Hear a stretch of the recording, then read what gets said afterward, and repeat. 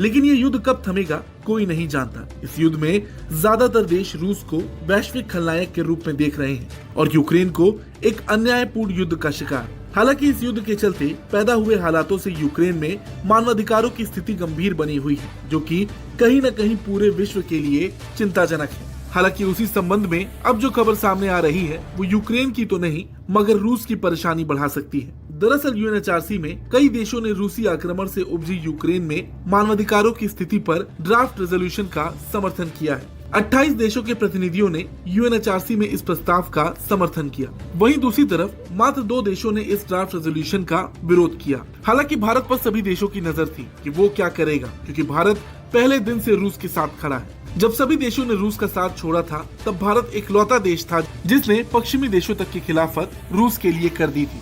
तो बता दें, भारत इस मौके पर अनुपस्थित रहा। भारत सहित 17 देशों के प्रतिनिधि इस प्रस्ताव में मौजूद नहीं रहे। ये बात सब जानते हैं कि भारत रूस की खिलाफत नहीं करेगा।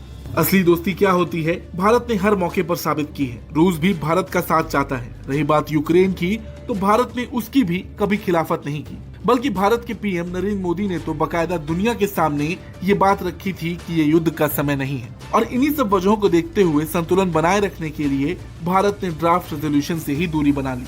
बता दें, इस युद्ध में दोनों ही देशों को बहुत नुकसान हुआ है। इसमें मारे गए लोगों का कोई सटीक आंकड़ा तो नहीं, लेकिन कुछ रिपोर्ट्स के मुताबिक 1 साल के अंदर 3 लाख से ज्यादा लोग दोनों तरफ से मारे जा चुके हैं। इस युद्ध में 22 जनवरी 2023 तक यूक्रेन के 30,000 से ज्यादा लोग मारे गए थे। वहीं 1,20,000 से ज्यादा यूक्रेनियन जवानों ने अपनी जान गंवाई थी। कई रिपोर्ट्स ये दावा करती है कि यूक्रेन से ज्यादा रूसी सैनिकों की मौत हुई है। अमेरिका की मीडिया एजेंसी के आंकड़े बताते हैं कि 24 फरवरी 2022 से 16 फरवरी 2023 तक 2 लाख से ज्यादा रूसी सैनिक या तो मारे जा चुके या फिर यूक्रेन में बंधक बनाए गए हैं। ये बात सही है कि इस युद्ध से कुछ नहीं मिलने वाला। रूस पर युद्ध के चलते सैकड़ों प्रतिबंध लग चुके हैं। वहीं यूक्रेन का समर्थन अमेरिका खुलकर कर रहा। रूस को कमजोर करना पश्चिमी देशों का लक्ष्य बन चुका है। रूस को झटका देने के लिए ही फिनलैंड औपचारिक रूप से नाटो सैन्य गठबंधन में शामिल हो गया है। इससे नाटो की सेना रूस के पड़ोस में पहुंच जाएगी, जो रूस की असल चिंता है। खैर, इन सब मुद्दों पर रूस कैसे पलटवार करता है ये देखना होगा। आपको क्या लगता है, रूस का रुख इन सभी बातों पर क्या होगा? कमेंट करके जरूर बताएं।